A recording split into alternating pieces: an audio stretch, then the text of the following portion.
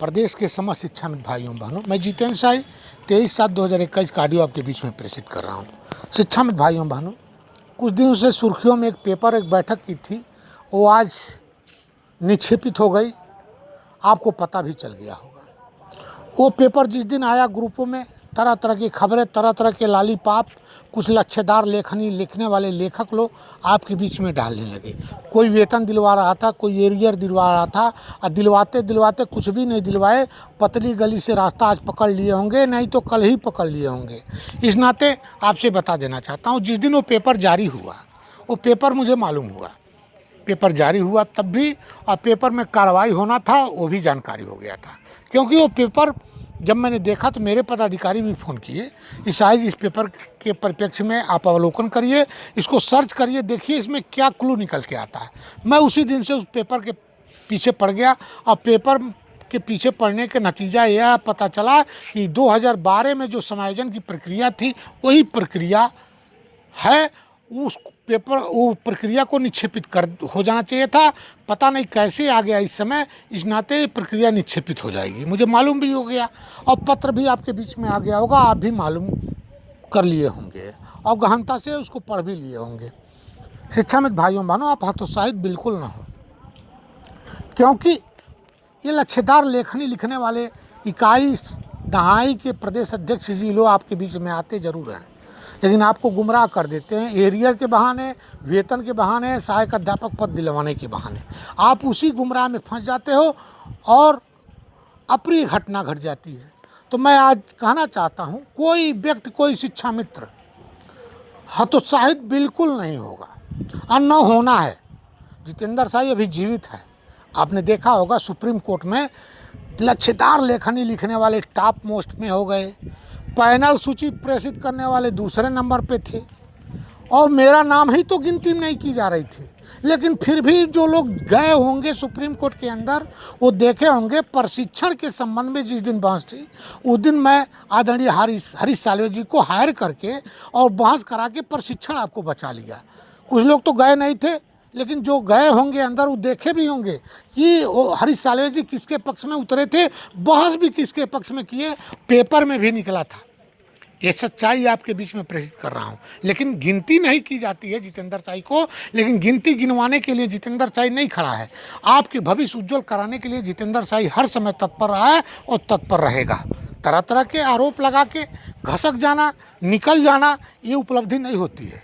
सुख दुख के सहभागी बनना, यही सबसे बड़ी उपलब्धि होती है। शिक्षाविद भाइयों बहनों, आप स्वतंत्र रूप से सुरक्षित हैं, सुरक्षित रहेंगे। एक बिंदु आपको बता देना चाहता हूँ, राष्ट्रीय शिक्षा नीति। राष्ट्रीय शिक्षा नीति में तरह तरह के लेखनी लिख रहे हैं लोग, तो उसमें शिक्षाविद पद समाप्त हो गया है, ये हो गया है, वो हो गया है। ऐसा कुछ भी नहीं है। वो लेख नहीं बता रहे हैं जहाँ सरकार के लिए लिखा गया है। वो राष्ट्रीय शिक्षा नीति में एक लाइन और लिखा गया है कि राष्ट्रीय शिक्षा नीति राज्य सरकार पर निर्भर होती है। चाहे राष्ट्रीय शिक्षा नीति को सरकार लीक से लाख बना दे, चाहे लाख से लीक बना दे। आप राष्ट्रीय शिक्षा नीति में मेंशन हो गए हैं। 2019 से चिल्लाने वाले लोग जो निकलवाने के लिए चिल्ला रहे थे, वो उनकी बोलती बंद हो गई है। आपको ऊपर कहीं भी कुप्रभाव पड़ने वाला नहीं है, ये दावे के साथ मैं कह सकता हूँ। दूसरी बात, सुप्रीम कोर्ट के परिप्रेक्ष्य में, आदेश के परिप्रेक्ष्य में राज्य सरकार आपको कभी सहायक अध्यापक नहीं बनाएगी, ये नोट कर लीजिएगा। दूसरा बिंदु, उत्तराखंड मॉडल चल रहा है। दूसरा बिंदु, उत्तराखंड मॉडल के विषय में बता दूं, जब उत्तराखंड मॉडल का आदेश जीओ जारी हुआ केंद्र सरकार द्वारा, तो उसको लेकर मैं सुप्रीम कोर्ट गया, श्री हरीश साल्वे जी से वार्ता किया। वार्ता करने के बाद मैं इलाहाबाद आया। इलाहाबाद में फाइल तैयार कराया, हरीश साल्वे जी का इलाहाबाद में हायर करके केस लाओ, मैं आपको बहस कर दूंगा, आपकी सफलता मिल जाएगी। वरिष्ठ एडवोकेट श्री पीएन मिश्रा जी द्वारा बहस भी कराया गया। बहस कराने के बाद केस चल रही थी, तब तक बीच में ही सस्ती लोकप्रियता हासिल करने के कुछ तथाकथित संगठनों के द्वारा रीट दाखिल करके खारिज करा दिया गया। उत्तराखंड मॉडल भी आपको नहीं मिलेगी। उसके बाद आप तरह तरह की घटनाओं को जिक्र करते हैं, तरह तरह की बातों को जिक्र करते हैं। कौन करता है? जो इकाई दहाई वाले अपने आप को प्रदेश अध्यक्ष बन बैठे हैं और लच्छेदार लेखक के रूप में लिखते हैं।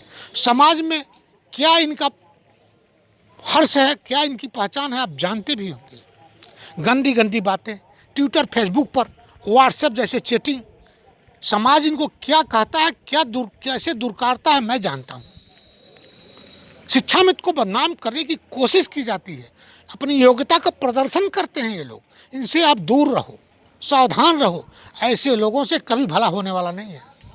सरकार को आप सरकार नहीं मानोगे तो सरकार आपको क्या मानेगी? आप समझदार हो, समझ जाना। आपके बीच में गुमराह करने की साजिश शुरू से रची जा रही है, 4 साल से रची जा रही है, और गुमराह के पचड़े में फंसकर अपने आप को बर्बादी करा लेते। इस नाते आपसे फिर एक बार अनुरोध करते हुए कहना चाहता हूँ, धैर्यतापूर्वक, दृढ़तापूर्वक जो कार्य आपको मिला है आप करते रहिए। ये लोग अपने व्यक्तिगत स्वार्थ के लिए आपके बीच में आए हैं, उनका व्यक्तिगत स्वार्थ सिद्धि हो जाएगी, आपको लात मार कर निकल जाएंगे। मैं ऐसा नहीं कर सकता, मेरा संगठन ऐसा नहीं कर सकता।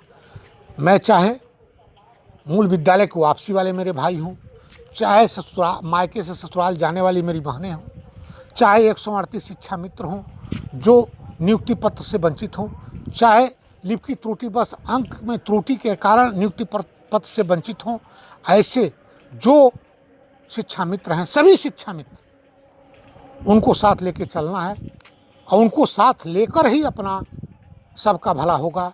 इस तरह अलग अलग टुकड़ों में भला नहीं हो सकता है।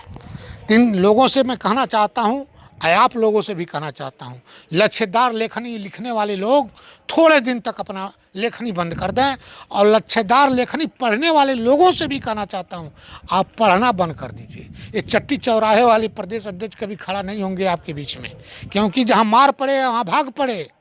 ऐसे लोग हैं, इनको जानने पहचानने की कोशिश करिए। उसके बाद आपके बीच में आता हूँ, एक नेताजी आए हैं मरहम लगाने, बहती गंगा में डुबकी लगाने आए हैं।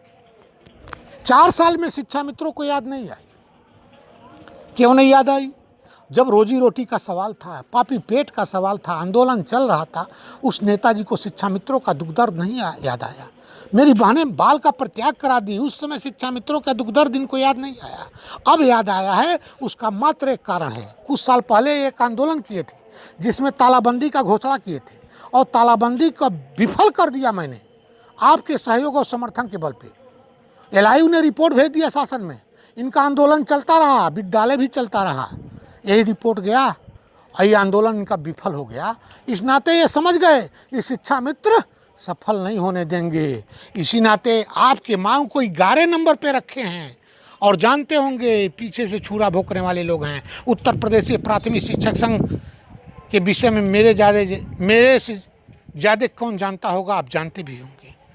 उस दिन मैं गया था शिक्षक भवन में, इनका पैर पकड़ा था, अब पैर पकड़ के निवेदन किया था कि भैया 1 दिन के लिए 2 दिन के लिए विद्यालय में तालाबंदी कर दीजिए। लेकिन उस समय के तत्कालीन प्रदेश महामंत्री आदरणीय जबर सिंह यादव जी तैयार हो गए थे कि शिक्षा मित्रों के हित में विद्यालय बंद करना उचित है, लेकिन इन्होंने दूर दूरा के खदेड़ दिया।